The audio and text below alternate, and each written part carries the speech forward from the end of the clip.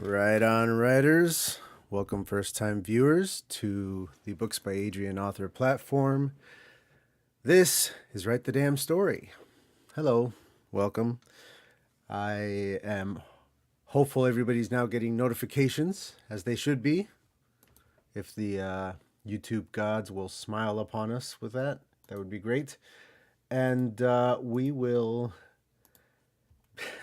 hopefully be getting started pretty soon.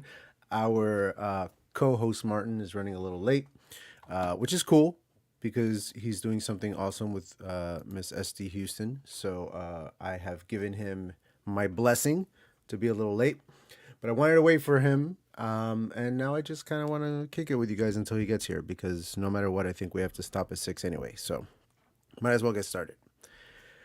Like, comment, subscribe, do all the things. Hello, everybody in the chat. Amelia, hello.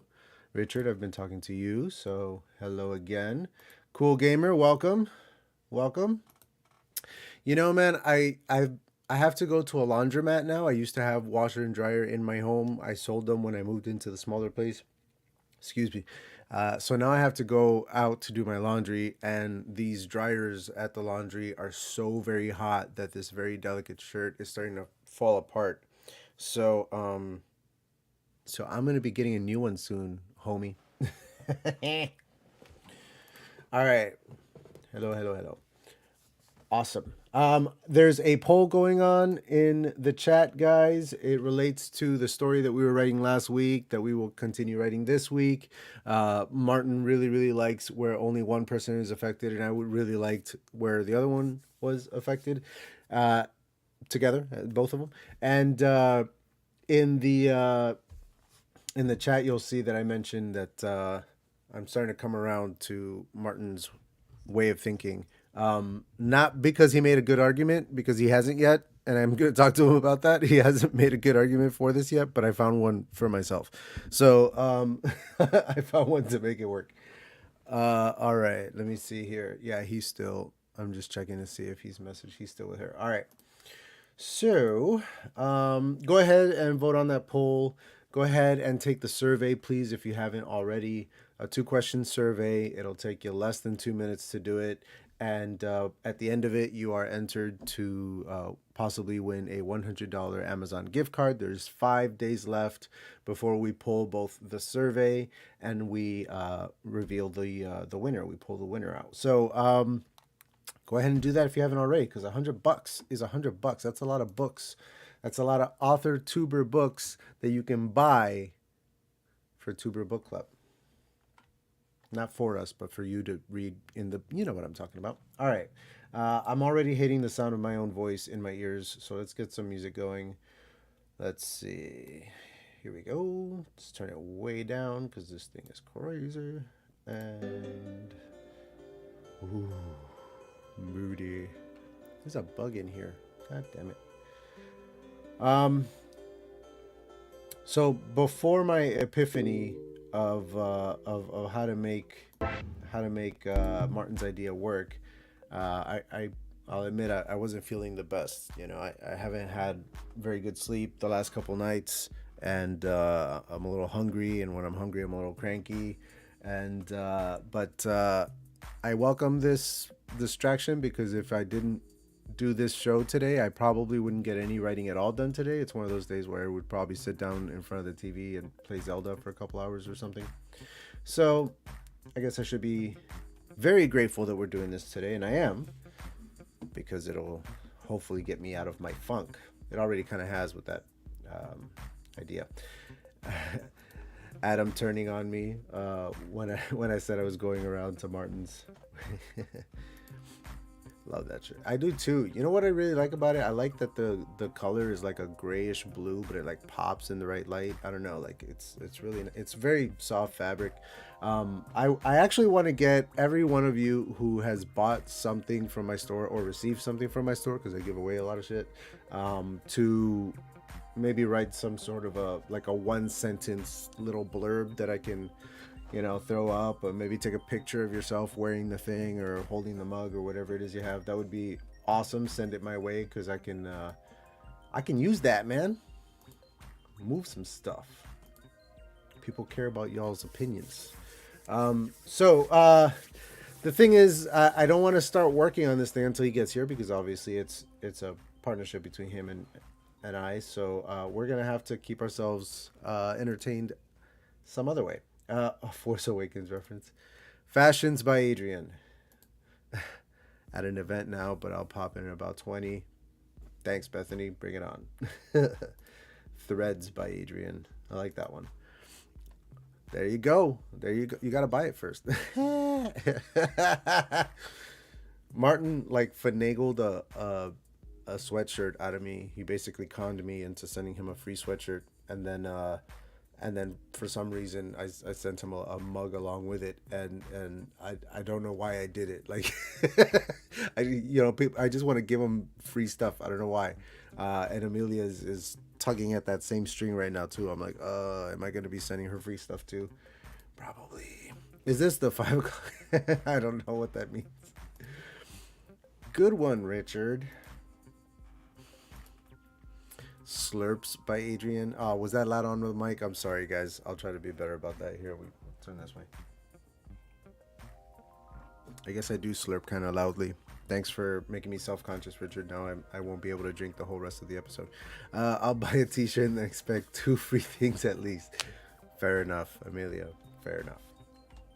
I think that is more than fair. Dude, come on, man. I'm not making money. Oh man, I love Chappelle Show, but I haven't seen every episode, so I'm sure that I'm missing a reference there somewhere.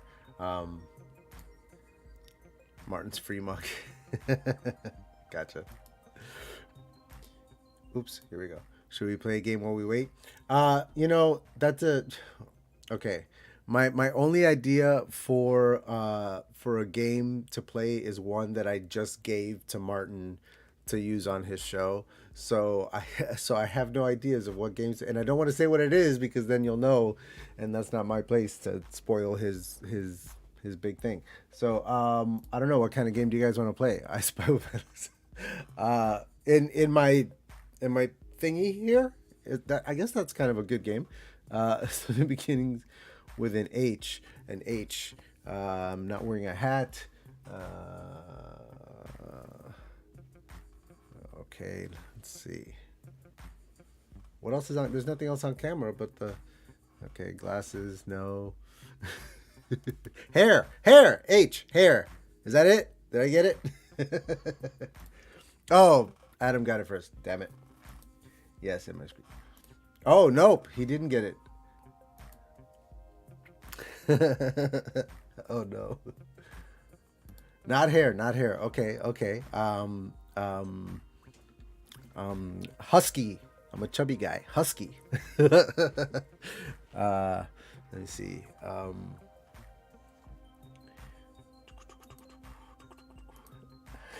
Smoke rocks. See, that one I know. Not hair, beginning with the letter H. Now it's hard to see anything else. Okay, so what about okay, corkboard, no. Frame, no. Post-it notes, no. Not husky. All right, okay.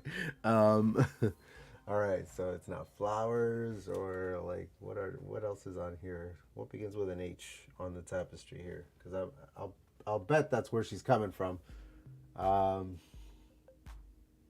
Hand woven. Hand woven fabric. I got it. I'm starting to feel dumb. I don't like this game anymore.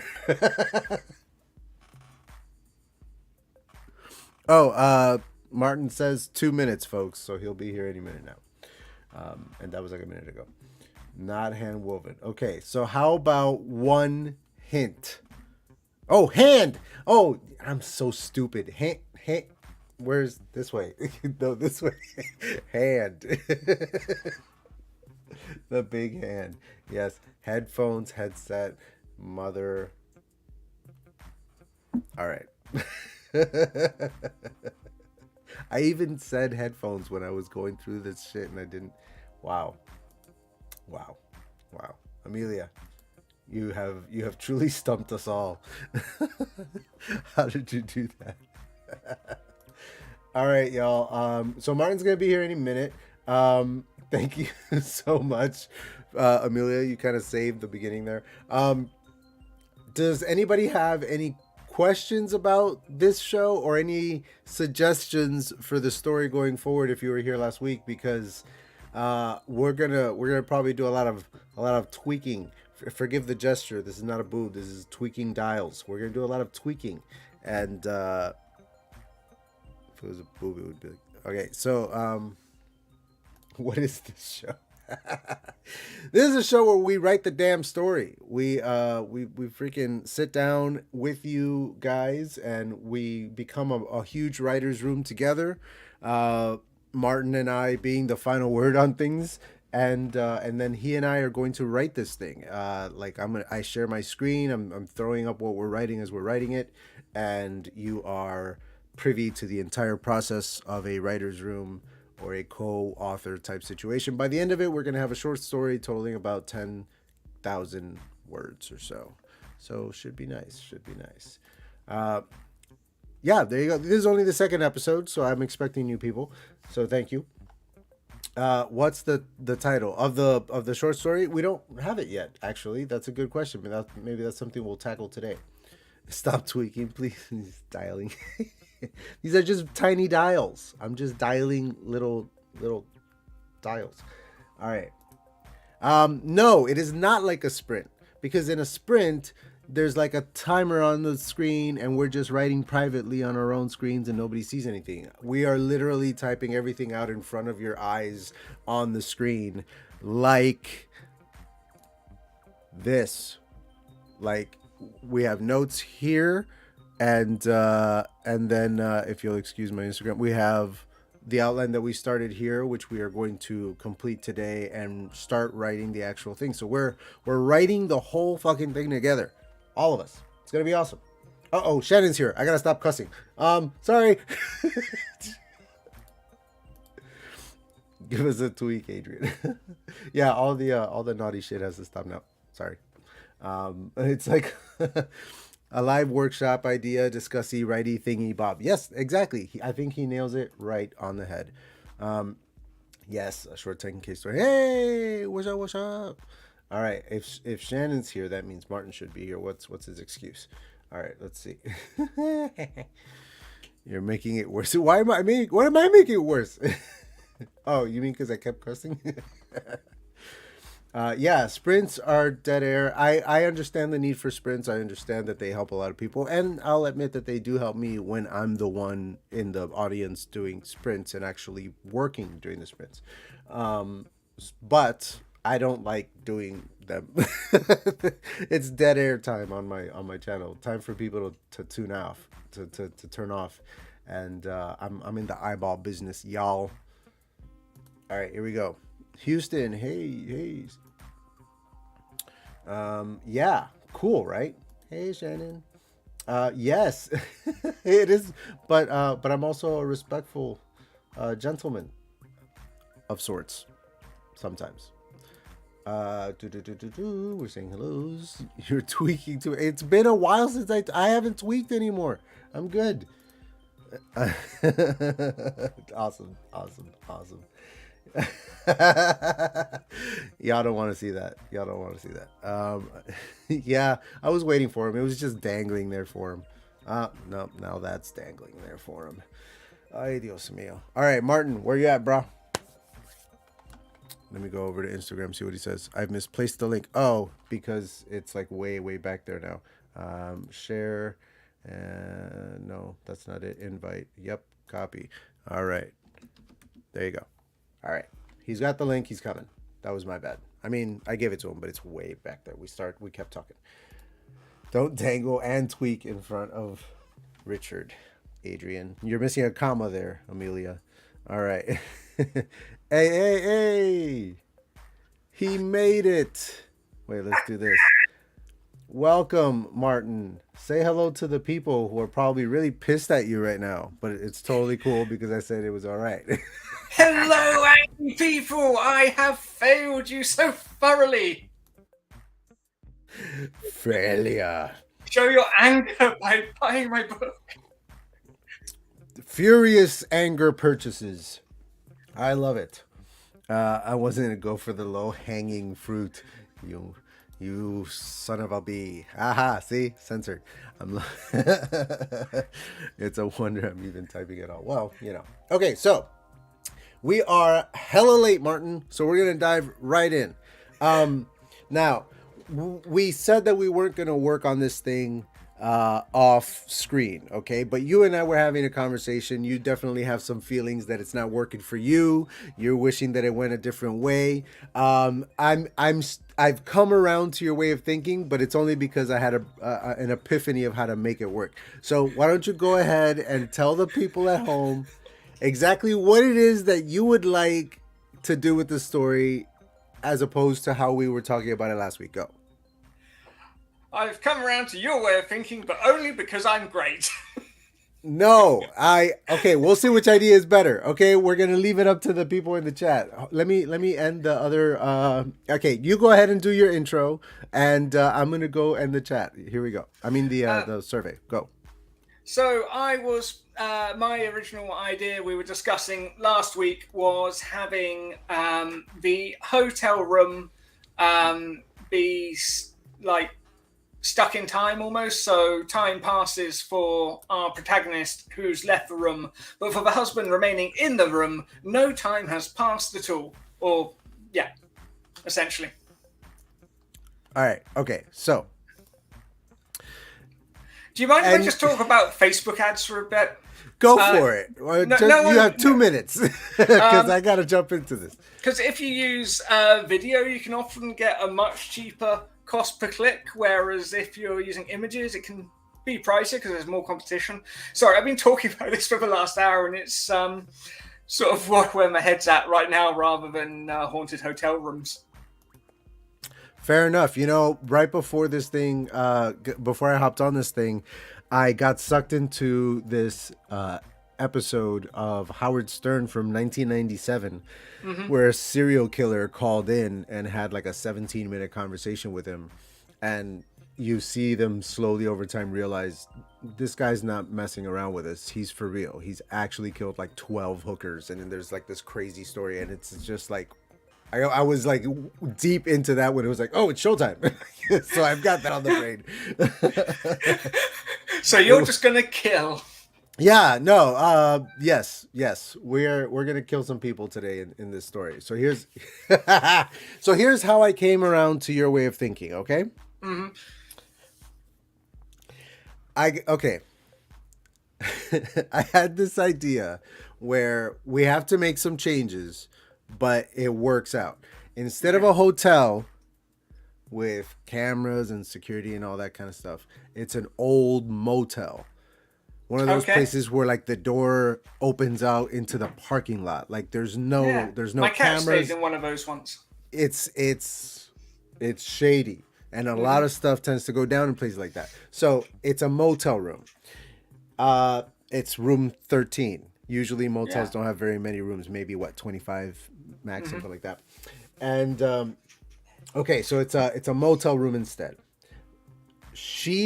They're both in there. She leaves, as we discussed, and when she returns, there's cops, there's lights. It's crazy because some monster has killed her husband, just ripped him to shreds. Just like the room is madness, and she goes on living her life, going back to the room every year in like remembrance of her husband, right? Like they cleaned it. It's a regular hotel room now. She just keeps going back every year until the year where he's there again, right?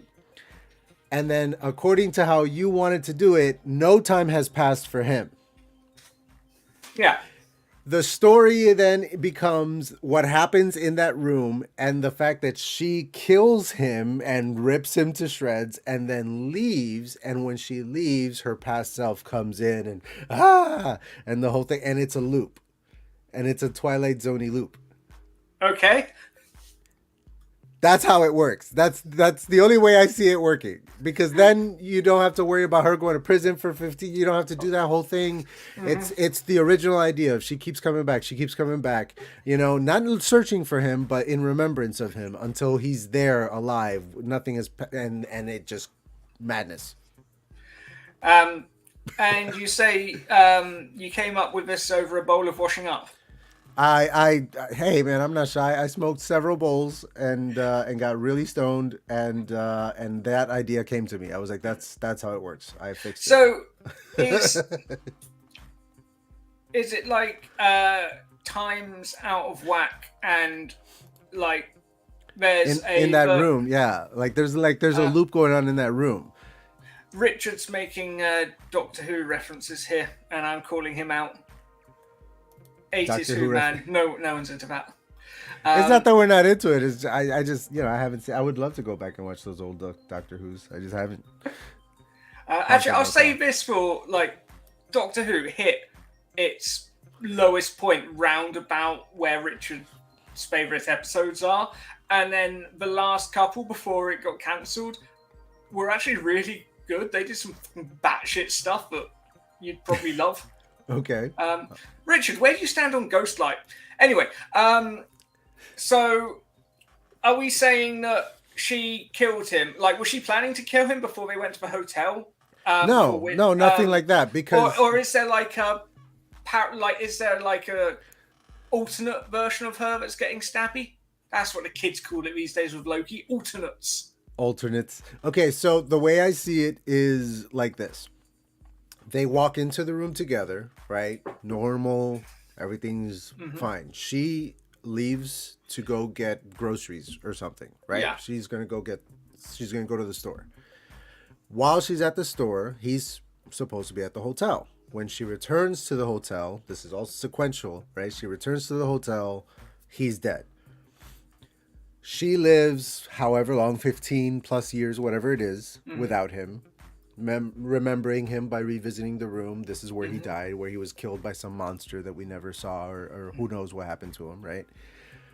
One day, she's much older, 15 years older. She returns. He's there. No time has passed for him. He's shocked to see her 15 years older. She's shocked to see him alive. This is the events that were happening while she was at the store. Whatever happens in that room, however it escalates to the point where she violently attacks him and kills him, whatever happens, I don't know what that is yet, but something happens that's how it ends. And once she kills him, she runs. That older version of her continues, supposedly, right? Yeah. Her younger version comes in, or the cops rather, everybody, and then her younger self returns. And the loop continues. Does she meet herself? No, she never sees herself. No, it's just for her. For her, the sequences are the events are sequential for her. And there's nothing she can do to change history because it's happened. Yeah. Or yeah. Cool. Have you ever seen? I don't know. Have you ever seen a Spanish movie called Time Crimes? Time Crimes? That sounds very familiar, but no. I mean, obviously, I'm thinking of Minority Report, but that's not a Spanish movie. I'll find out. And then Time Cop, because that's Time Crimes. It's Cop. about the first act. This isn't giving anything away. This guy has moved house near a university, and he is sort of like having a look around the woods out the back of his house. And gets attacked by a knife wielding maniac with a pink bandage on, and ends up running away into the university campus and hiding in a box that some scientists are saying, "No, don't get in there. It's an experiment." And he's been stabbed, so he's bleeding. So he puts a bandage around his head, and really good take on time travel. Similar to 12 Monkeys, right? Where yeah. If you've seen it, where the guy who killed it's a loop. I don't want to. Have you ever seen Le Jeté, the original French? In other words, 12 Monkeys being a remake. Yeah. Oh, I didn't even know that. I had no idea that was It's a a thing. it's a full-on '60s French art film. No It's kidding. yeah, it's interesting. You know who did that really good was Cameron Crowe with Vanilla Sky. It's a remake of a Spanish movie called Abre los Ojos, Open Your Mhm. Eyes. Um, and he put Penelope Cruz. Penelope Cruz plays the same role in both movies. Okay. So it's kind of wild. And so you can see the very different takes by the very different directors. Just throw up a title card whilst we watch about 3 different time travel movies. In. uh, why that date? Why that date? Yeah. Somehow that he's making a reference I'm not getting. That's significant. I'm not getting it either. Richard Yeah. making a reference no one gets. I mean, is That's that a never rip-off happened. or a spin-off? That has never happened. Okay, so now Martin, Yeah. how are you feeling about my little pitch? And more importantly, you said before we started that you were starting to come around to my way of thinking. Do you have a counterpoint, or are you are you happy to hear the new idea? Can you throw me up? Can I? Oh yeah, of Cut, course. cut to me. Okay, so this is for SD Houston. I don't know if you can cut this into the podcast. You're asking me about working with writing partners, and this is a great example. What you do is you feed them your idea in a way that makes them think it was their idea the whole time. For everyone else, what I've done in the week whilst we were off is I went into Adrian's dreams and planted the inception of my story idea.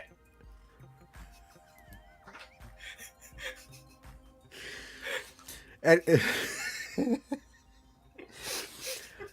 I thought that was you. Okay. Oh wait, Back to the Future. That's not the date from Back That's to the not the Future. date for Back to the Future. Because I got married on that day, so I'd remember it. Yeah, that's not the date from Back to the Future. So you're both wrong. No, he doesn't. You're both wrong. Okay. All right. All right.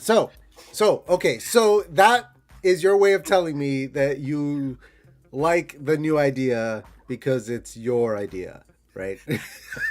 I love this idea you've come up with all on your own. You're such a dick. You didn't give me this idea. All you said, all you kept saying was that no time passes for him, and you weren't giving me any and that's writer's room shit, dude. Like you gotta like okay, make your case. Like give me this. What's funny? What is that happens? What's funny is Adrian was messaging me going, "Please, I hope you don't think I'm a dick. Sometimes I can come across as a bit forceful," and I'm just like, "No." I come off as a real asshole, but it's not like I want engagement. Like I want you to like make Yeah. your case. You know what I mean? Like especially if I feel like I'm attached to an idea. You also told me not to discuss it outside of the stream, so I was trying to behave. Well, but you brought it up. Like But I love your idea, and I want to know what our end goal is. so. I mean, I think that's it. I think the end goal is the reveal of it being a time loop, so to speak, which makes it all wibbly wobbly, timey wimey, Twilight Zoney, and you know the end. Like I think that's like the big like surprise like climax ending, right? Because when you start the story, the reader has no idea that she's the one that kills him. She wasn't there. She was at the store. It's a whole like reveal thing. It's a twist ending. Yay! Right? So, one, married couple go into a motel room. Two, the wife leaves the husband alone. Three, the wife comes in and murders him. From the husband's point of view, that's what happens, right? Yes. And to that point, I had this idea that when she returns to the crime scene, you know, where everything is, and he's dying, the original idea was that he was still dying, and she would ask him who did this or whatever, you know, and he would just He'd be like, "Why he would did I have- piss off? What did I do to piss off your mother?" right, like he your mother, yeah, because she's older. That's right. Damn, that's better. Because I was gonna say that he can only muster the word monster or something like that. You know what I mean? Like, and that's why they think it's a monster. But he was calling her a monster because she kills him and then has the audacity to show up and ask what happened. Like he in his eyes, she's faking. You know, like for the cops and everything. So like he calls her a monster to her face, and that's why everybody thinks that it was a monster attack in this weird room until I like it's monster. revealed later that she's the monster. I like stories where the hero is the monster. Like you're with them and you're like rooting for them, and then you realize, oh shit, like they have like, you know, messed up everybody. So, from her point of view, He gets it. her husband was murdered. She returns sort of like a pilgrimage once a year, and and on this fateful time, she walks into the room, and there he is, unmurdered, and she goes stabby stabby. Well, not immediately. I anticipate a huge like conversation and Okay, some drama to I'm with you. unfold. I'm I'm not, with you. yeah, like I'm not saying we haven't written it yet, Martin. This is the pitch. We still have to write that stuff. But yeah, but that's a pitch. If that's good, then we can adjust the outline now and then like move forward, right? Okay, it's fun to read for the villain. Yeah, man, that's why Breaking Bad works. Swirl that mustard. All right. Oh, but that's more tweaking. I knew I had to shave because otherwise Richard would call me Chops. Chops. Jokes on him because Chops is an awesome nickname. Chops is an awesome nickname. And I can totally rock some mutton chops. You know, one day they're going to come back into fashion and I'm just going to love it. And what, Gary, explain your question. We need to explain unmurdered. I feel like there's like I'm missing something to your questions, and I want to answer it. I think Gary will get it when we go through the outline. Okay, so then let's get into that. Yeah! Woohoo! All right, I like it because we're both feeling better about it now. All right, here we go. So let's fuck right off. All right, here we go. So we got setup, right? Which is they arrive at the room. Yeah. Oh, you know what? I just had a thought while you were speaking a second ago. What if part of her ritual every time she returns to the room is she brings the groceries that she was meant to get that night, the groceries that she went out to get that night. She brings those with her each time. And so it's even more of a mind fuck for him when she shows up 15 years older, but has the groceries. She's been gone for like half an hour or whatever it is in his eyes. And it's like, what? Like, I think it would be really funny. All right, so they arrive at the motel room. We develop some sort of list of things they need. She goes alone because let's say he hops in the shower or something. So she goes alone.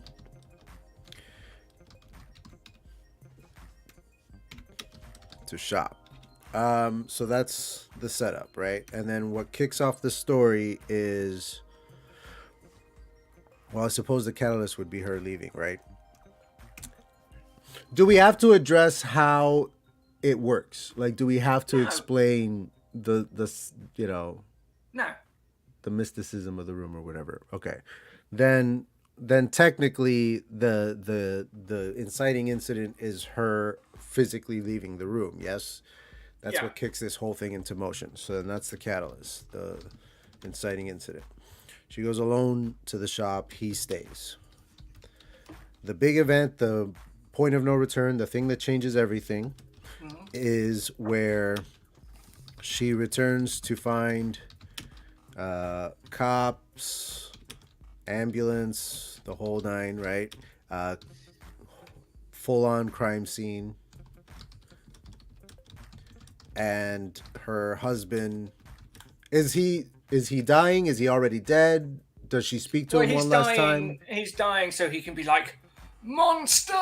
You like the monster thing? I like Okay. that. Yeah. All right. Cool. All right. Sound off in the chat if the monster thing is cheesy, because my ideas often sound good at first, and then you write them and they turn out to be cheesy. Um, can we call the motel the Holiday Inn? No, we cannot. You, Richard. Uh, wait, who's dead for? Yeah, him. Yeah, he's dead for 15, 20 years. Yeah, we can make it 20. We can make it more now, actually, because we don't have to worry about the whole jail angle of the story. Bates luxury. I don't think we need to even name it's motel. Motel Motel X, 13. whatever. It doesn't need a name. A cheese monster. The bellboy. No, motels don't have bellboys. Motels by Adrian. I'm glad Shannon's getting into this. All right, so that's what it's. Shannon, don't lower yourself to our level. You're better than us. You're better than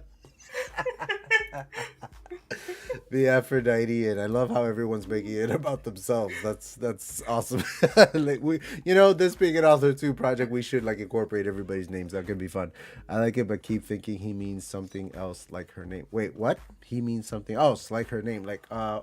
He's trying to say something else, but it sounds like she's hearing something else. Maybe she's hearing monster, but he's trying to say something else. Is that what you're saying, Adam?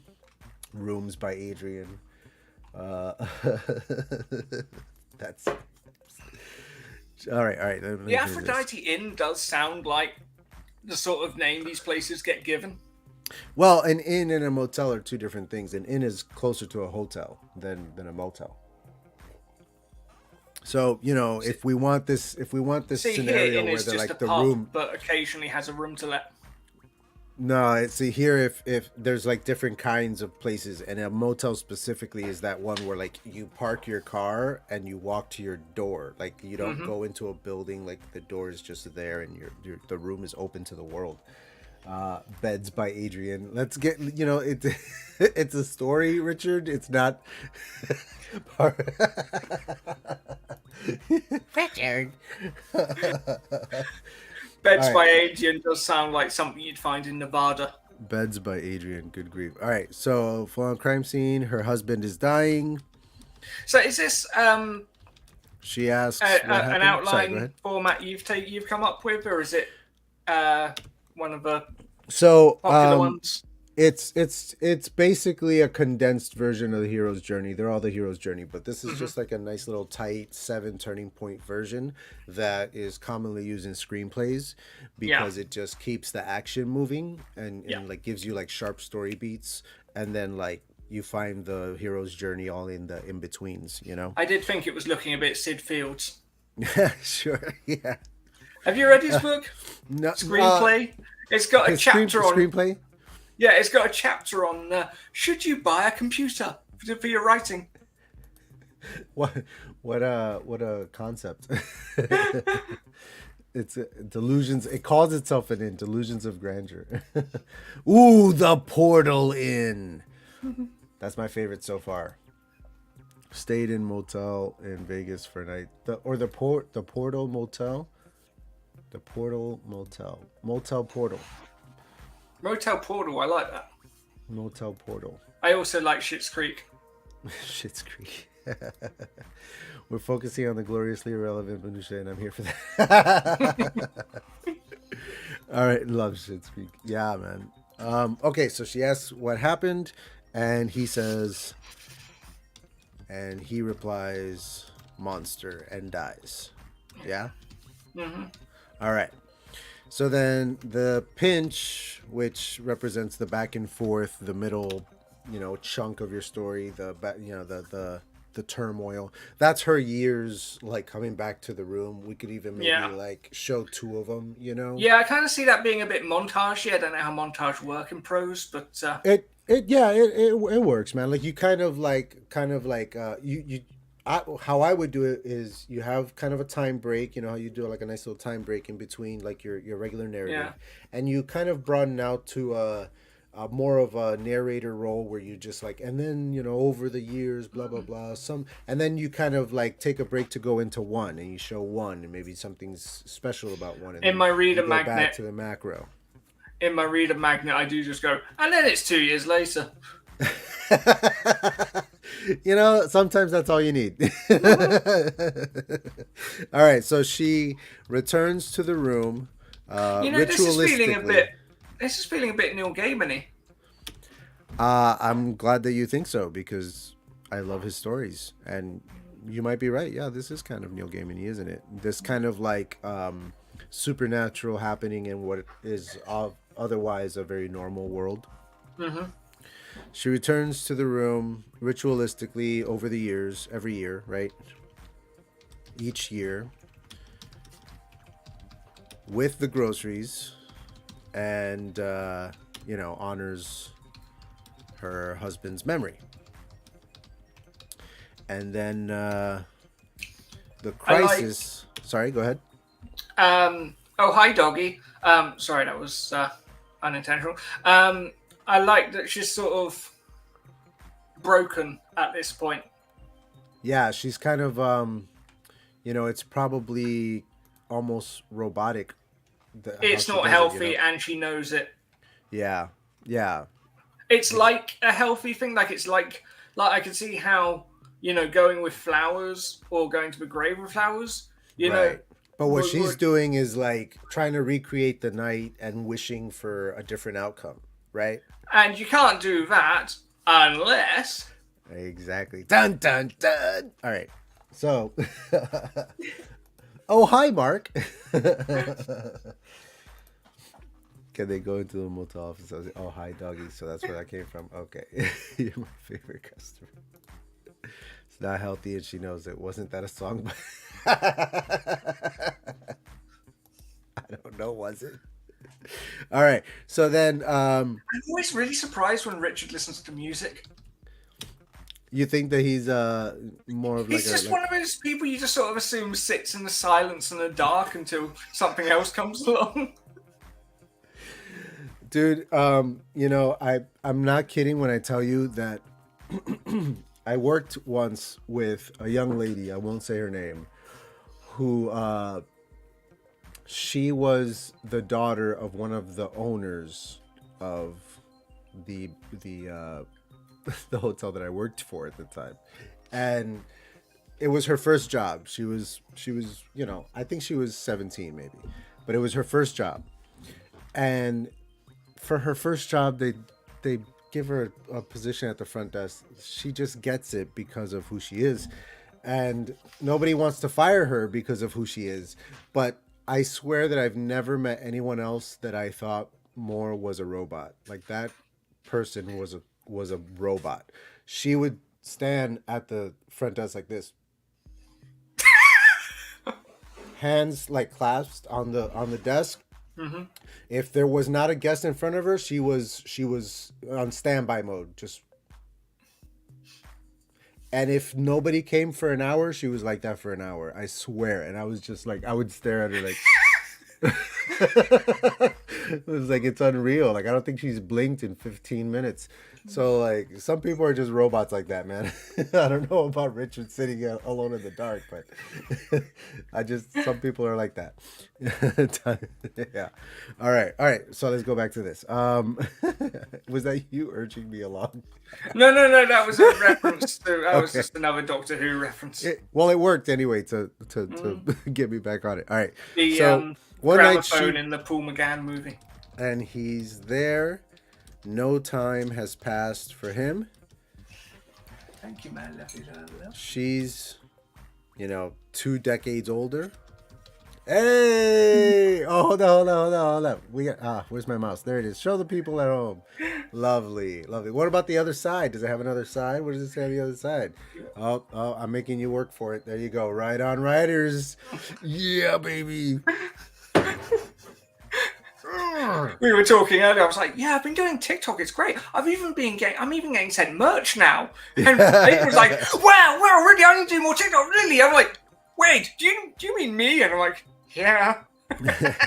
I just sent him a bunch of free stuff. We were saying earlier that somehow you like finagled free stuff out of me, and I don't really understand how you did it, but you did some real Jedi mind tricks on me. Don't do that. I did win a hoodie. Which impression was that, Adam? What now? I don't know what I did, and I want to do it again. Mugs by Adrian. Fuck me, it's you. That's what she said. All right. No time has passed for him. She's 2 decades older. The showdown between them is a big argument of some sort. Some huge disagreement. It gets violent. It gets crazy, and I'm thinking maybe even like the room's like supernaturalness is also affecting like what she's able to do to him. Like I think that's also why they're able to sell the idea of a monster. Like maybe she goes real like berserker mode in there, you know. Erupts between the two. She kills him viciously. And then the realization, it happens when her younger self returns to the room at the beginning of the story. The older self should be able to see the scene Maybe. we've already seen, but the younger self isn't aware of it. Okay, so we follow the older self. We continue with her sequence of events. We follow the older self out of the room, and she's watching from like the tree line of the woods as the cops start showing up, and her younger self shows up. In the that's aim the of realization. avoiding confusion, or perhaps generating it, we should only have one POV. Correct. So then that would be hers. Yeah. As it tracks through the As entire. it tracks through her timeline. All right. So is that your way of saying yes to the tree line watching on and seeing every? Okay. It is. Next time, say that. I'm always so confused. You Brits speak like backwards or something. I don't know. You're like Yoda's. All right. Her younger self returns to the room at the beginning of the story as her older self watches from afar, realizing she was the monster. Right? Yeah. That's not a bad story. That's not bad at all. No. Oh, Okay. great. We can go home now. Yeah, I think we're done. No. Hey! There is more to go. All right, so Martin. Mm-hmm. We're gonna enter uncharted territory here. Ooh. Because we're supposed to divvy this thing up and each write a half, right? And then we swap and edit each other's half. Yeah. So that in the end we have a cohesive voice. Okay. Now, the idea behind this whole thing is to show our work. Obviously, I can continue writing on screen. How do we tackle showing your process, your writing? Oh, we don't need to see that. No one wants Yes, to we see how do. I can't spell anything. I think we do. I think we do need to see that. Number one, nobody else is doing it, and number two, it's the whole point of this show. So, how many plot points have we got here? We have 7. Now, typically, the setup and catalyst, these first 2 turning points, are typically one thing. Yeah. You can put those 2 together. And likewise, the showdown and realization at the end are usually the same scene as well. So each point needs to be about what, 1,300 words? Well, let's see. Each point, yeah. Let me. Where's my math? I have a calculator right here because I want to divvy it up. All right. So what did we say? 10K. Yeah. Right. All right. So divided by 7 turning points is 1.4. So yeah, you pretty much nailed it. So about 1.5. About 1.5. That's weird because I'm terrible at math. In terms of showing my stuff on screen, the easiest way would probably be to tag me into a Google Doc. Ah. And then I can have it up on my screen and we can do halvesies. Yeah. Interesting. Okay, so I believe I can do that. You are so smart, Martin. You are so smart. All right, so here's what I'm going to do. I am going to make a copy of this Yeah, this thing. is what people tuned in for, creating a new Yeah. Google Doc. Yeah. I love it because Richard's just sat in the dark by his gramophone fuming because he hates Google Docs. It's like, Word 365 can do exactly the same thing. Who cares? Like whatever works, just use it. Who fucking cares? Everybody's always arguing about the most inconsequential bullshit. Just write your stories. Jesus. I spun off his suggestion. All right, so this is a copy of it. This will be your copy. I am going to tag you into this one, and share it. There it is. All right, and then we're going to Martin Lejeune.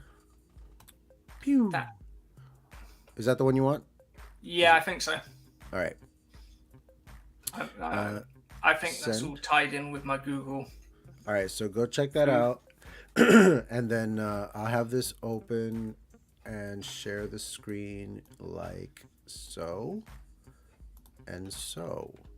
All right, so then this one should be mine. Let's make this a little smaller here. Boom. All right, all right, all right. So this one's mine, and then this one will be yours.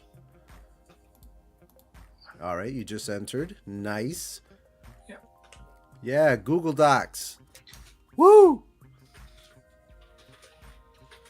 All right, right on. Right on, right off. I like it. Yes. You know what? Actually, what's funny is that I just finished the latest season of Cobra Kai last night. I was watching it last night, and I'm just like, why is this show so good?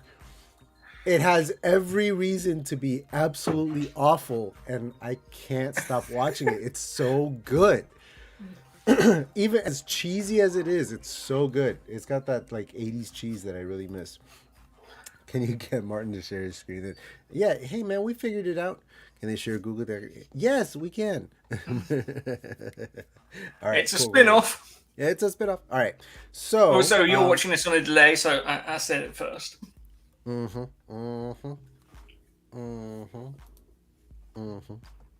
Let's close that. We don't need that. All right, here we go. So I'm gonna write. Okay, what are we doing? Who's doing the first half? Who's doing the second half? We gotta flip a coin. How do you want to do it? I do the second half. You want to do the second half? Okay. I think at the risk of you're throwing everything to the wind. I do think we need to have a bit of a discussion on who our characters are. Of course. We're not getting started right this second. We're good. talking. Yeah. No, we're gonna go through all of that. I just wanted to know like who was doing what, and I wanted to decide. But that's good. All right. So you want the second half? Cool. So our not only our characters, but kind of our setting and our world a little bit too, maybe. Okay. So our two main characters, the wife and the husband. The wife is our main character. And if we're still going with what we settled on before, I believe her name was what? Margaret? Something like that? Mm-hmm. Let's go over here. Yeah. Yep. Margaret and Timothy. I knew a kid named Timothy in grade school. All right. I am going to take this thing off so that...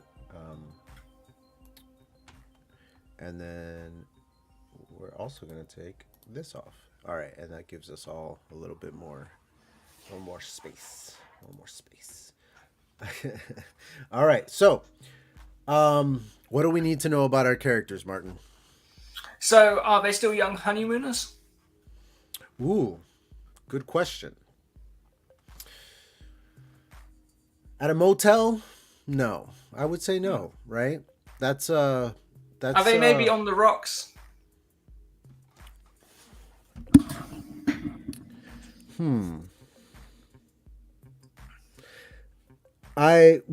Anytime that Are they maybe mid-20s, and has it maybe gone on slightly too long for her that he needs to either commit or fuck off? Okay. All right. I'm kind of liking that maybe there's some reason why they're on the rocks. Usually, if you're staying at a motel, it's because nothing better was available. You Hmm. can't afford something better, which would suggest money troubles in the marriage. Or you are passing through an area and it's completely luck of the draw, just stopped at a place. So maybe they are in their mid 20s. They've been married a little while. Maybe they got married too young. You know, they weren't prepared. They've run into all sorts of little issues. Like I said, motel kind of suggests money issues, money trouble, stuff like that. Um, maybe when she returns to find him dead, she's surprised to feel some relief. You know, maybe she feels kind of freed by this, and the guilt of that, the guilt of feeling freed by his death is what brings her back every year. This whole like, I wanted to be free of you, but I feel guilty that I wanted it or that it happened that way, so I'm going to continue to, you know, honor the memory, so to speak. When we have this montage of her visiting, Hmm. that was cool. You dubbed in the clicky sound effects as you sort of rolled your neck. Um, when we do this montage of her revisiting after his disappearance, his death, um, she should she should like think for a split second, either that she sees him or that she feels him in the room, which fuels these return visits. She feels his presence in the room, Yeah, which which would suggest a desire to be near him. which could be the hotel being a time fuck, or it Or could the be room, the room her. being, yeah, Yeah, or it could be her being, you know, it could be weird. Because her own trauma. yeah, Um, okay.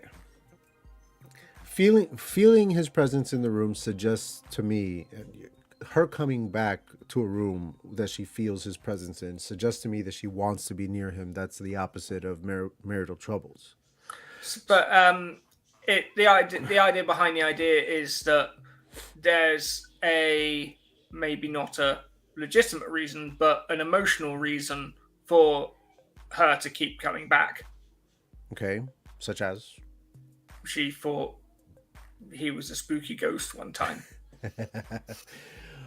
Do you want to maybe play with apparitions with of him, or like Yeah. little like echoes of his Mm-hmm. being in the room? Maybe that he should keep seeing like that night over and over, kind of happening. You know what I mean? Like him Yeah. walking through. I kind of like that. I kind of like that. It would work if this was a happier moment. Like maybe they'd been fighting and they find themselves in, like, maybe staying at this motel isn't their usual thing and they kind of enjoy the ridiculousness of it.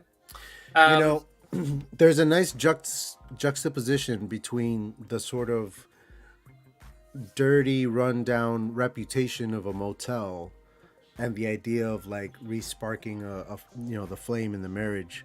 mhm. So, in other words, maybe that was sort of their lowest point, was having to stay in that room.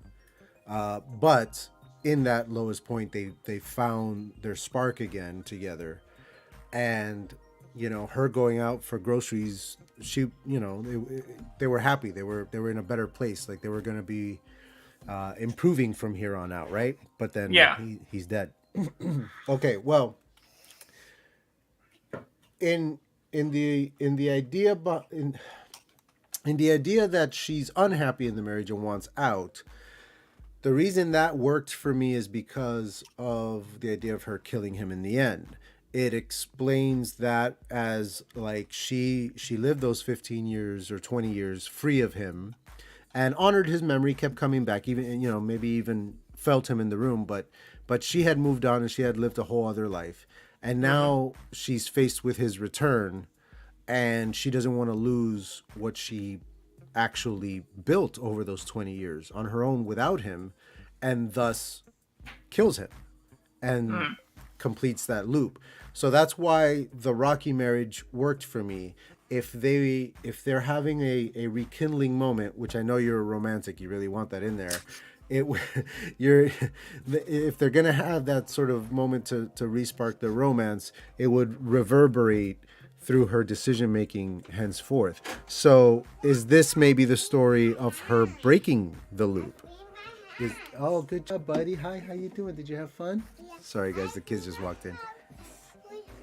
Okay, come here. Say hi to everybody. Come here. You cleaned your hands with that? Yeah. Were they dirty? Yeah. Yeah, they were dirty before? Yeah. Hey, everybody. This is Felix. Say hi. Up here. Look, Felix. Say hi. Hi. Great. Yeah, you do. Yeah, that's me too. All right, buddy. Daddy has to finish working, okay? Go have fun with Charlie and Mama. Oh, all right. Good boy. All right, guys. Daddy duties. All right, let's see here. Let's sorry, Martin, what were we just talking about? You were just explaining to your kid how everyone has to die horribly. Yes, we have to murder everyone. So, okay, so again, is this then the story of her breaking the loop, her choosing not to kill him because of that rekindling of their love earlier? She can't break the loop because that would destroy the universe. Well, maybe this is the story of the destruction of the universe because a woman loved a man. Universe-ending paradoxes. Let's go where the story leads, brother. If this is the end of the universe, then it's the end of the universe, man. My thing at the moment is Thanos I'm not quite getting what makes her pick up a kinky. Shannon has kinky ideas. Ooh. And she returns in the leather clad every year? That'd be sexy. Yeah, Richard, me neither. That is not what you expect from Shannon. I like she's a fantasy writer. Get it? Get it? Sparks don't reverberate. Because I said that would reverberate through her decision making. Wailing out. Come on, man. What's that mean? Is that a dirty thing? What are you talking about? Oh, yeah, my kid. He's cute, isn't he? All right. Did you name him after a cat? No.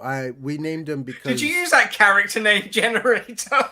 No, absolutely Okay, not. Firstborn, go. There's a very good story behind the finding of his name if you want to hear it. I do, but right now we have we have words. So then stop prompting me. All right, dude. Yeah. So all right, go ahead. I'm not getting how she gets to Stabby Town from the setup. we still have to flesh that out. Writing's hard. Why didn't we put those movies on?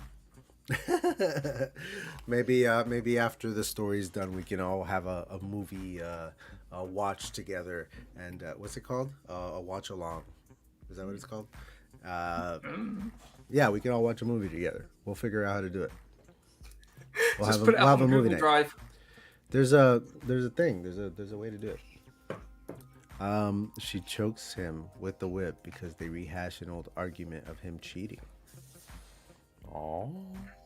All right, look. So first we have to decide what we like better. Do we like better the idea that their marriage was on the rocks and deteriorating, or that it had been on the rocks and they were just healing again? They were just finding that spark again before the tragedy happened. I'm leaning towards what is healing. better? You're healing. Why? Explain. You have to explain shit with me. Because otherwise it's all one direction. If things were going bad, but then they improve, but then time travel stabbiness happens, then that's a change of direction, which is good for narrative. Right. If it's but that still plays. That still plays in the other version because things improve for her. In his absence, her life improves. and thus his return is unwelcome. That's just a miserable story, though. Sometimes stories are miserable, dude. Like I'm Whereas just it's more asking bit- for. It whereas doesn't I have think to it's be just a more Disney happy bittersweet. ending, bro. Like it doesn't have to be like princesses and kissing frogs, bro. Like sometimes like things go really really bad. Like I just like discussing the possibility of that because it's way more dramatic. I'm here for the drama, bro. Um, that sounds like a 70s movie starring Clint Eastwood as the cop trying to hunt her. The night of rekindling is so passionate it brings about a relapse of her chronic piles. So the healing involves rubbing in cream. What is wrong with you, dude? His gramophone's on the blink. What is wrong with you? Excuse me, I'm getting the hiccups. Okay, so again, that just sounds like you can do both, right? You can do the thing where because her life is improving, and if she's our main character and she's who we're following, then we achieve what you're trying to achieve. Her life improves in his absence, and his return is then a negative thing. Okay. And one needing to be snuffed out So for fear of losing her past. So have we established how much time has passed? I mean, I'm thinking like at least a good 20 years or so. You know, she's coming back in her 20 years later. So yeah, she's coming back in her mid 40s. Like she's got kids, she's got a new husband, she's got a whole life. You know what I'm saying? Like she has everything to lose now. What if she's got really famous through like a crime podcast and has been selling a ton of merch and has sold out shows, and her husband coming back would ruin it all? I like the irony that would create in her murdering him. Yeah, that's cool. Yeah, she's a true crime podcast superstar. Absolutely. Oh, if you haven't seen it, check out Only Murders in the Building on Disney. That's a lot of fun. Oh my god, it's on my list. No, it's on Hulu, isn't it? Oh, it's probably different on your side. Yeah. Timey-wimey, worldy-boldy.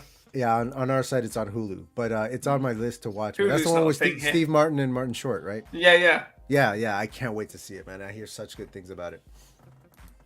Yes to the podcast idea. So in this story, the Force really does awaken. What? I don't know what that means. All right. Okay, so I like that. So what she wants is to hold on to the life that she has created in his absence. That's her desire. But she's still honoring him every time that she returns.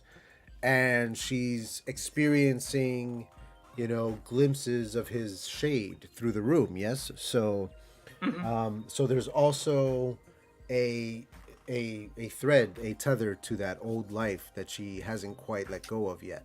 Yeah. Okay. So when that's what gives us the turmoil when she returns to find him. That's it's not straight out like she hates him or whatever and wants him dead. Like it's not like that. Like there's still maybe even love there, and that's where the conflict really comes in for her. That it's like Helen Hunt at the end of Castaway, like he comes back and she's got like a whole new husband and she stabs him. No, she doesn't stab him, but sorry, I've not seen that movie, but she doesn't go with him either. Since they went to the motel. But she doesn't go with him either. She stays in her new life. Like she chooses her new life over her old so one. are we saying he was the love of her life. He was the biggest love she ever had. She still didn't go with him. So are we saying that they went to stay in the motel like in 2002 on the way home from watching Attack of the Clones? Sure. Why do we have to get so specific? World building, man. You need the details. That's how you tell the story. Yeah. You get that in the writing when you're clickety clacking on the screen. And I'm thinking more and more that by the end of this episode, we're going to have a real clear idea of what we're going to do, and we'll hit the ground running next episode with the two. You and I can each crank out 5,000 words in one episode and then edit it on the next one, and we'll be good. No problem. So, who is who? Selena Gomez. Yes, she is in that series. Oh, yes, that's right. Yes, I did see her in the lineup as well. I forgot we were talking about that. Okay. Do you reckon they got her in after Chevy Chase turned it down? Did they? Do we know that they offered it to Chevy Chase? I don't No, think we do anybody's. not. That was me speculating for comedy purposes. I doubt that anybody's offering Chevy Chase anything these days, other than maybe a knuckle sandwich. Yeah, he's had a couple of classics, but I don't think that he ever made them what they were. If you know what I mean. Like, I don't feel like we're missing anything without Chevy Chase. We're not missing out on much. Steve Martin and Martin Short, however, are geniuses and irreplaceable. Okay. The Three Amigos, yes, of course. But Chevy Chase is not the best thing about the Three Amigos. Steve Martin. And I had a weird thing with Steve Martin because for years, like, people would sort of refer to him as being, yeah, I know that, Adam. That was my joke. For years, that people would refer to Steve Martin as being this comedy legend, and I only knew him from that guy who ruined Pink Panther movies. I mean, that's just generational BS, dude. Like, who cares about that? Steve Martin's a legend, not just in front of the screen, but like on the freaking banjo, man. That dude can play. I have like all his albums. He's amazing. He's an incredible artist, and Martin Short is too. Martin Short, with all his characters and his complete like transformations for each. His Franck from Father of the Bride is one of my all-time favorite characters. He is hilarious. Every syllable out of his mouth is a joke and is hysterical, and I cannot express how much I love that character. Hope you are all well, lovely. Thank you. Been listening and lurking. Chevy Chase would be forgotten member of the band. Yeah, he's the one that gets replaced and nobody notices, right? Hey, hello, Jenna. Okay, so all right. So we have our main character's motivation. We have the tragedy that befalls her. We have the challenge in front of her. We have all that kind of stuff going on here, right? Yeah. Let's talk about her husband a little bit. Even though he's not a point of view character, what's his sort of experience in all of this? He's he wasn't infused about he wasn't infused about Attack of the Clones, but he thought it was an improvement on a Phantom Menace. Martin, we have like 30 minutes left, bro. It serves me right for having my first co-author be a Brit. You guys like can't help but you throw your British humor. It's so funny. Oh man, lurk away, Jenna. Lurk away. Doing the same. Hey. It's all good. So sad, bro. What's sad? I don't know. He said something was so Adam's sad. picking on me. Block him or something. That's rude. I don't want to do that. Okay. So, I don't know. I'm feeling pretty good about this. Are you feeling better about the story now? Oh yeah, I think it's. I think you've had some wonderful revelations. I have. What about you, Martin? You've had some revelations. I helped. You did. You absolutely did. You absolutely did. You got me there, as they say. So, right. What are we gonna do? I think he is. Because like we haven't really necessarily talked about.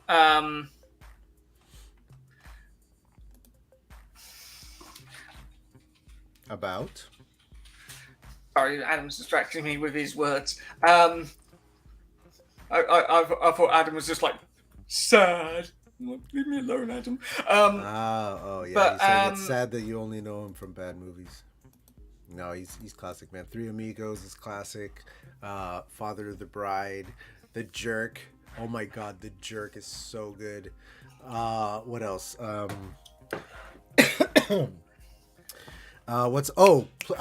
Planes, Trains, and Automobiles.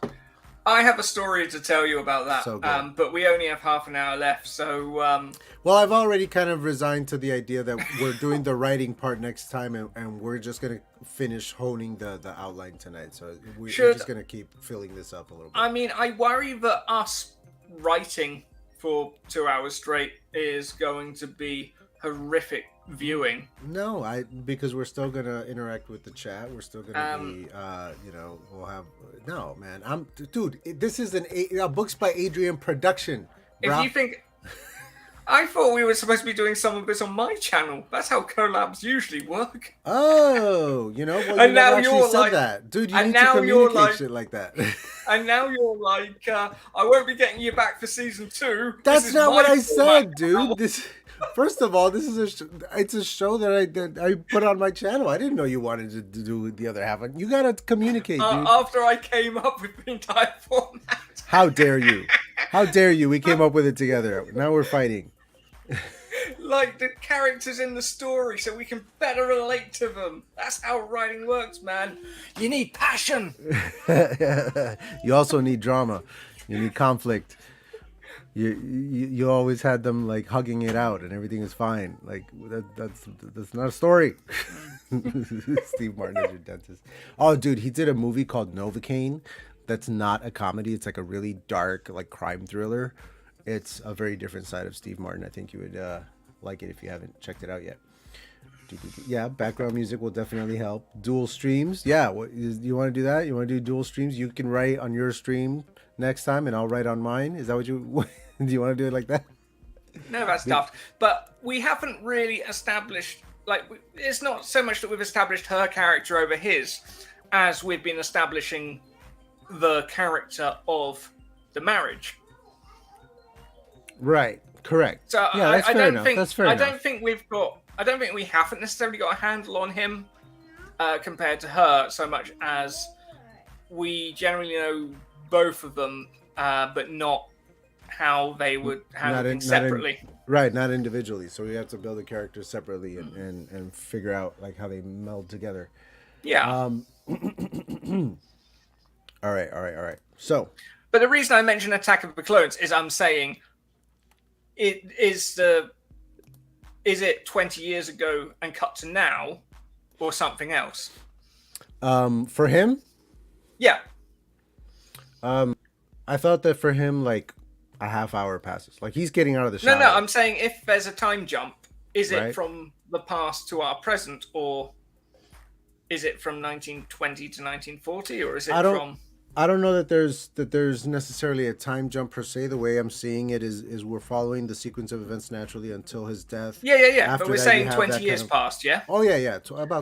So which 20 years? If we're agreeing with that, yeah, 20 years. Sorry, I misunderstood your question. But But are we saying it's 2000? Are we saying that the events happened in 2002 and now it's 2022, or? I don't understand why the actual like physical year matters. It's just 20 years difference. It can be from the 20s to the 40s or from the 70s to the 90s. I mean, it doesn't matter. Especially if the motel is this like out of time thing, right? Like, you know what I'm saying? Like it almost doesn't matter what year. Oh, and by the way, you know what we can do going forward with this show is add more writers and build it into more and more of a writer's room every time we do it. Like next time add one more person, next time after that add another person, and keep like writing bigger things together. That might be cool. That could work. Yeah, keep the thing. And that way you won't hate me because I'm not replacing you. I do like not being replaced. Yeah, because the idea is to like have different flavors going every time. You know, like I don't want to do the same. No, thing Martin, over and I over. didn't replace you. I just logged out of StreamYards, and then you weren't there. And one day I logged back in, and time had passed for me, but not for you. Here's what I need everybody to understand right now, man. So like live stream Sunday last season, I started that season with 250, and I ended the season with 275 subscribers. I was aiming for 500. So I'm not doing something right. And I feel like one of the biggest things that I did wrong that season is have so many of the same people back again. Not because I don't want to work with you guys, because obviously I do. We got Tuber Book Club, we got this. I have other things that I want to continue working with you guys with on. But live stream Sunday itself, I want to freshen up. I want to have new people exclusively from here on out. Every new episode is a new person we've never had on before. I don't want to repeat guests on live stream Sunday unless somebody cancels and I have absolutely no other choice. And that's nothing personal with you guys. That's just me trying something on my channel because I'm trying to get views. I'm trying to get numbers up, and it's nothing personal. Like I'm in the business of eyeballs right now. I gotta start making some goddamn money, dude. I need to quit my job. I need to quit my job. like that's what I'm focused on with all of this stuff. Everything that I do on here is because I need to quit my job as quickly as possible. So that's where I'm coming from. I should say I did a stream a couple of months ago with Colin, and we were outlining a TV pilot, and I was talking about doing more of those with Shannon, and then life got in the way, and I haven't done any more, and it wasn't. It just sort of got away from me. It wasn't anything that actually happened there. Yeah, I know. Thank you, Jenna. I appreciate that. It's it's just real talk. Okay, so then let's go back to this thing then. Oh shit! I remember this.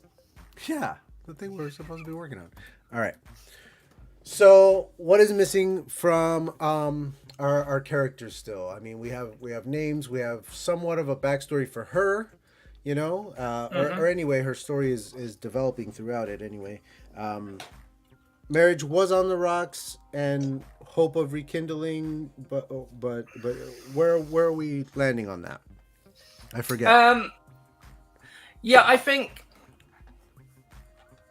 it's an attempt to. I like the idea that they've sort of gone away.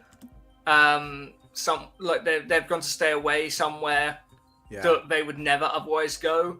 Right. And trying something completely different, like last resort type shit. Yeah.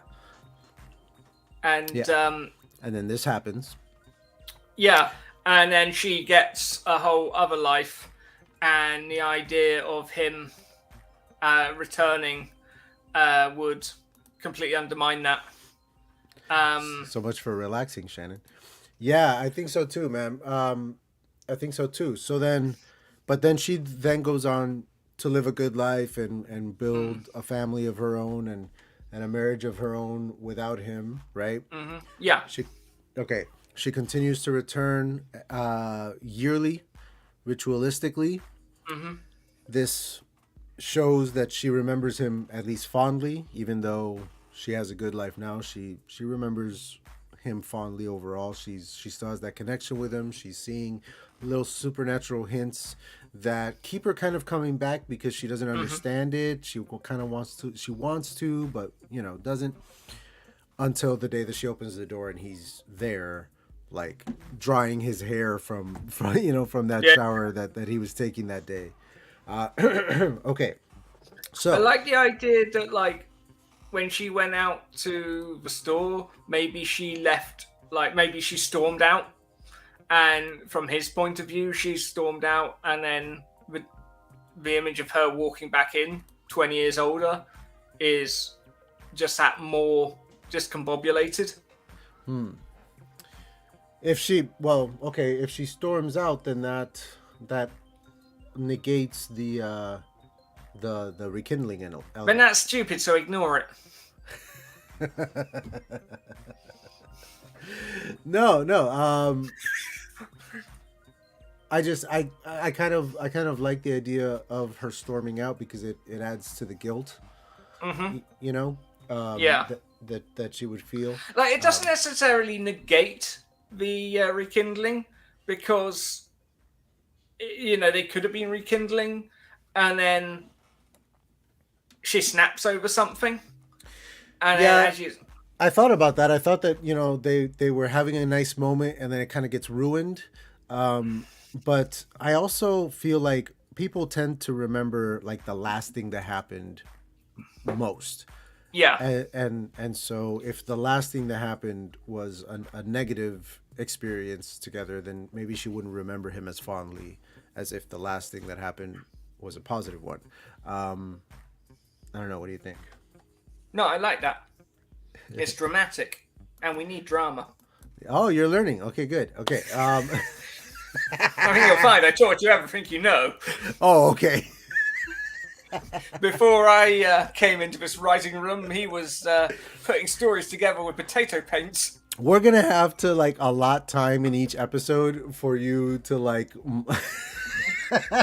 for you to mock how I read the story. But what's ultimately, you wanted everybody to just hug it out and nothing bad to happen. Nothing bad to happen, but I just like it's nice to. It's You nice know, to be in love. It's nice. It's nice. It is be nice like... to be in love. Your poor wife. Dude, this is fiction. Like I say, your poor wife. All right. What's missing from this outline? What are we missing from him? Like, do we need? I don't know. Like it all comes down to that conversation that they have. Like, what do we need his side of it to be, and that's gonna kind of give us more or less where he's coming from, what his deal is in all this. Because again, Yeah. in his mind, no time has passed, and suddenly she's older. He could think all kinds of things. He could think that she's wearing a disguise of some kind to like. To kill him in secret and get away with it. You know what I mean? Like, I don't know. Have we dropped the podcast celebrity aspect? Oh no, I forgot about it, but I still like that. No, good. I did. Let's throw that in here. All right, so that's during the montage. Are you an overwriter or an underwriter? I think I find that I'm an underwriter. Oh, me too. This could be a problem. Yeah, well, we'll figure Tune it in out. next week for your 2,000-word short story. Hey man, we're gonna do our best. We're figuring this whole thing out. It's experimental.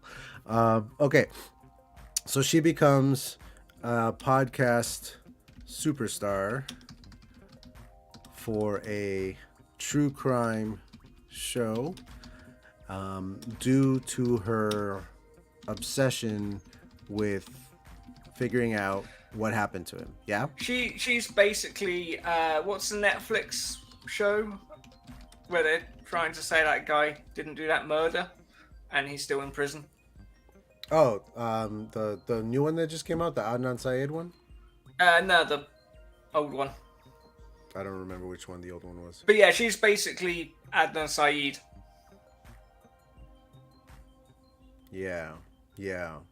Well, no, she's not. She's not going to prison or whatever.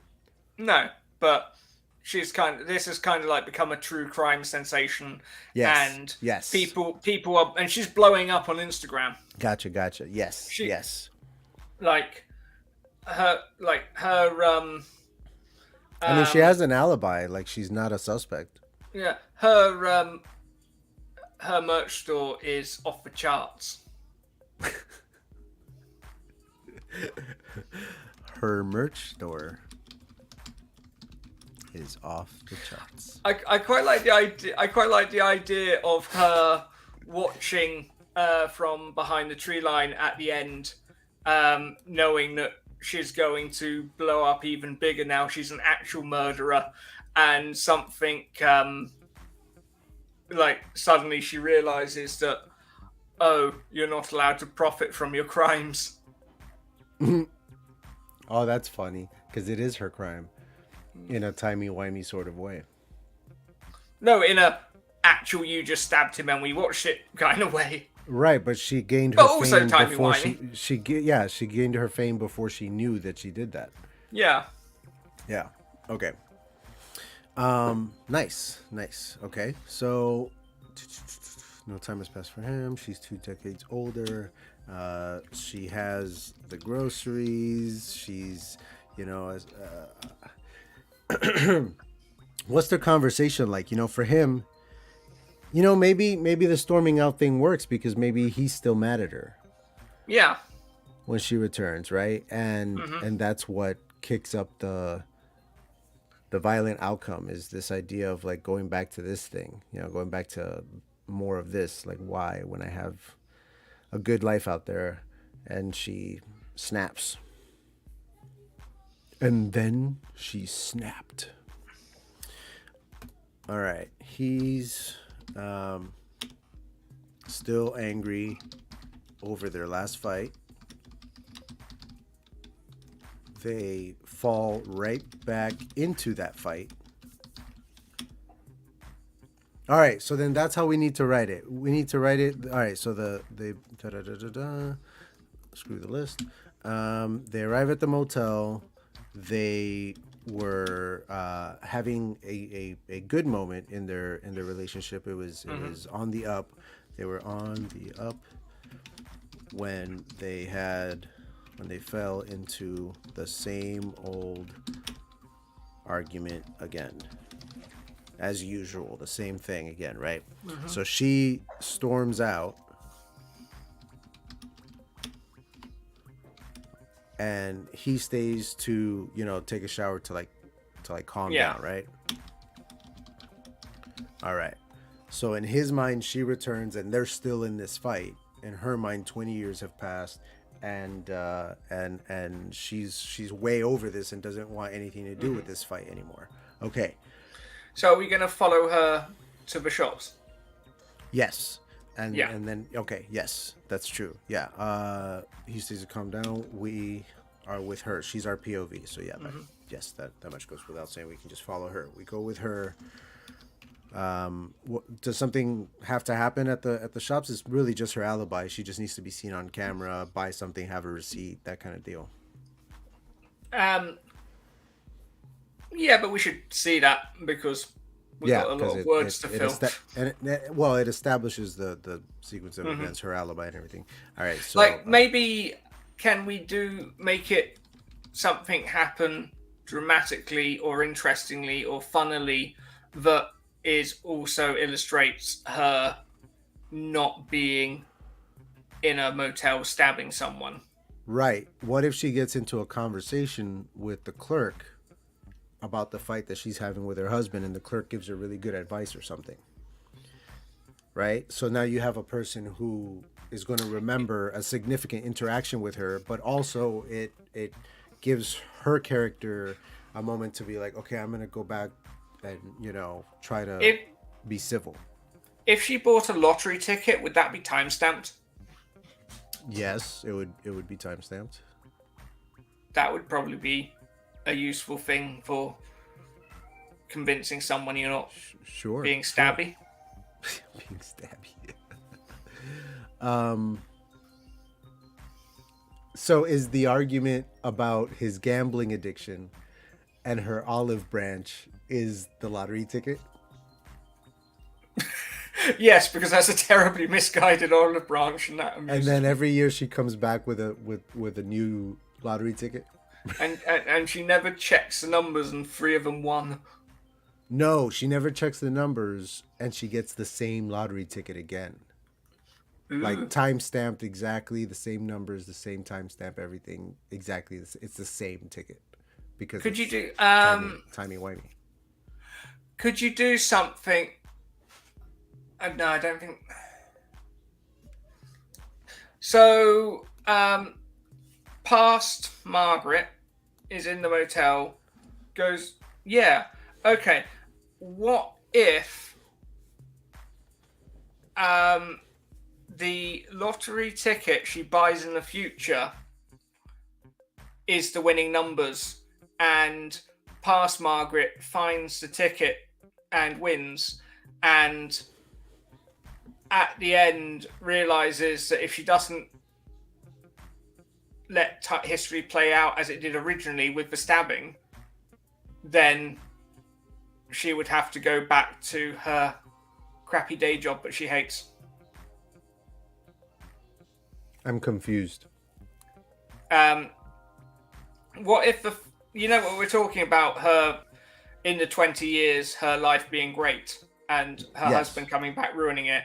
What if one of the reasons it was great is because she found a winning lottery ticket in the room, and she realizes that it was the one that when she's older, she realizes that she's taken it back into the past. Okay. So she finds the lottery ticket in the room. Yeah. She leaves the room and goes to cash it, maybe? No. She leaves it in the room. She leaves it in the room. Okay. She stabs him, Right. and then she goes to watch by the tree lines. Right. So in then in the scene- past, when she So- arrives, So they go. So we set up. They go to the motel room together. They have a fight. She storms out. She goes to the store. Big event. She returns. Finds the cops. Finds the crime scene.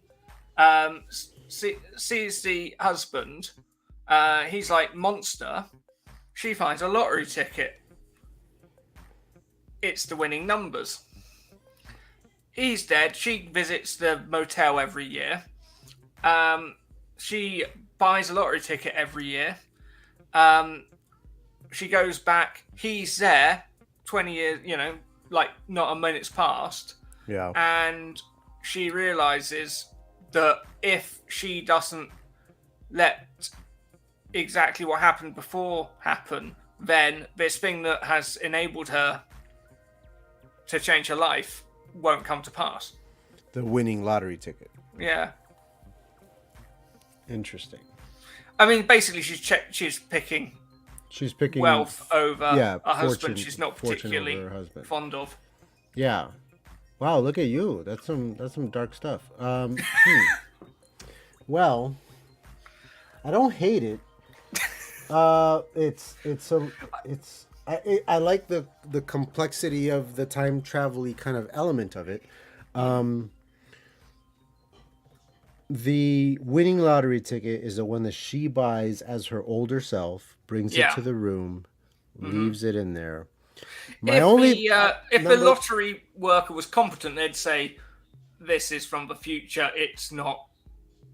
It's not valid. That's one problem, and the other problem is anything found in that room is now evidence that the police would probably take. So that's maybe the policeman two takes it and he claims potholes. it, and then she marries him. Oh, yeah, it's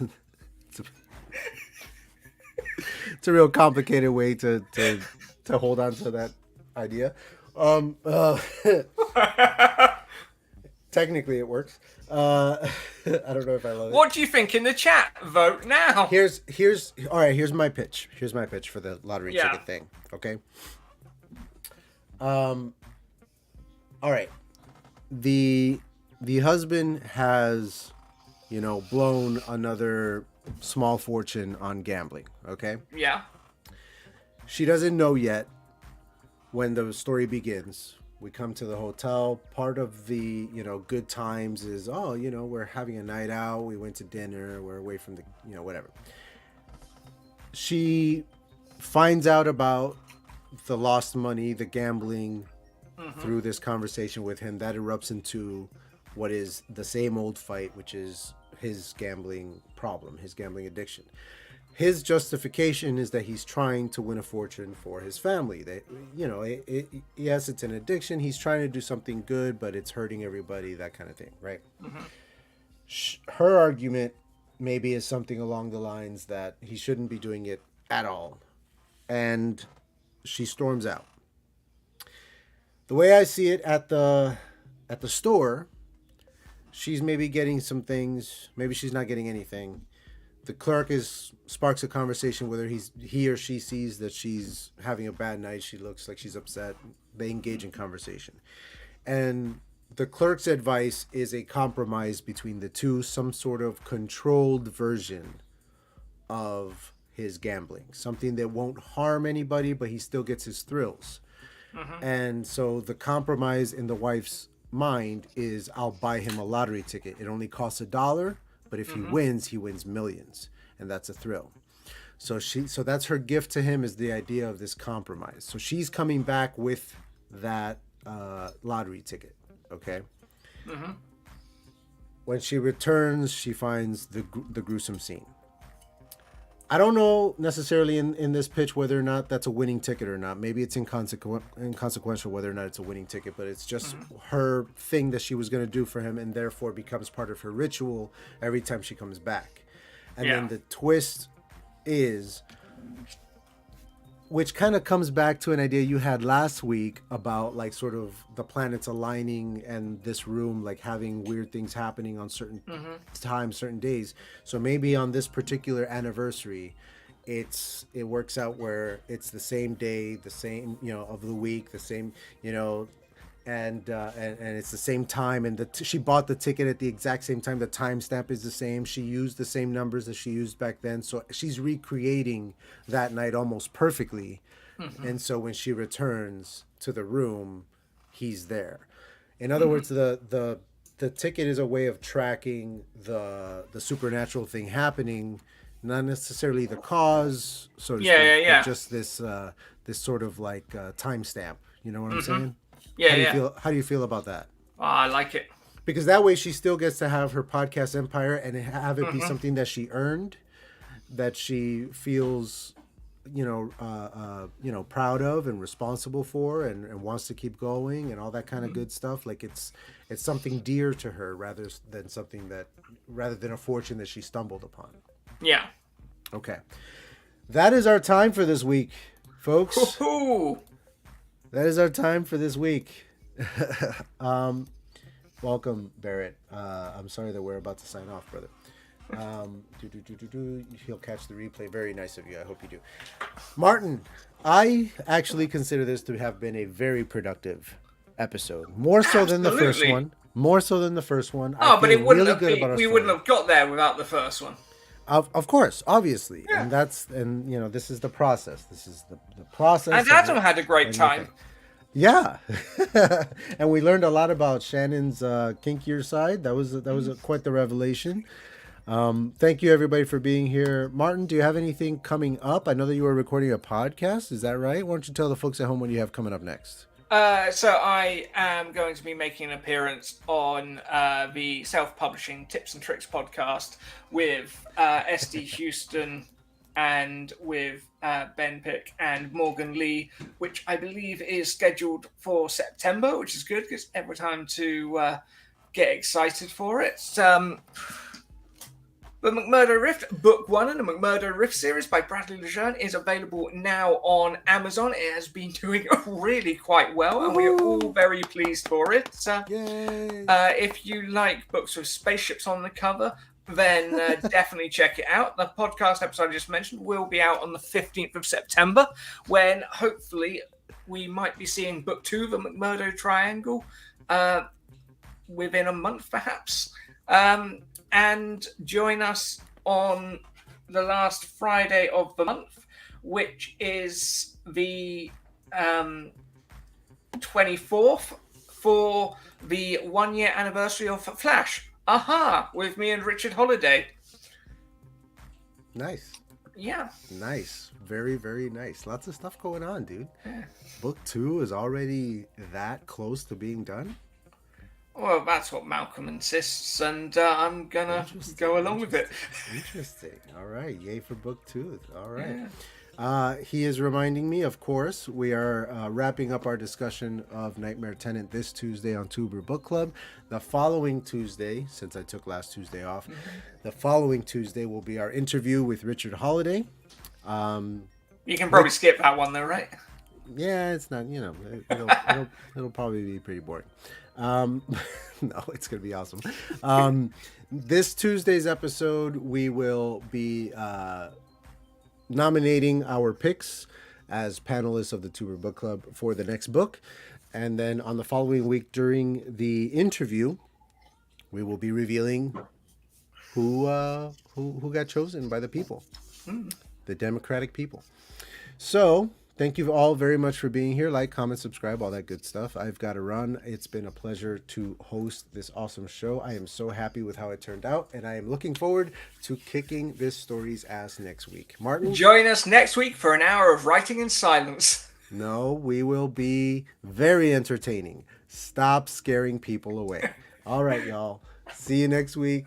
See you this Tuesday, actually, for Tuber Book Club. Peace out. Right on, writers. We out. Yeah.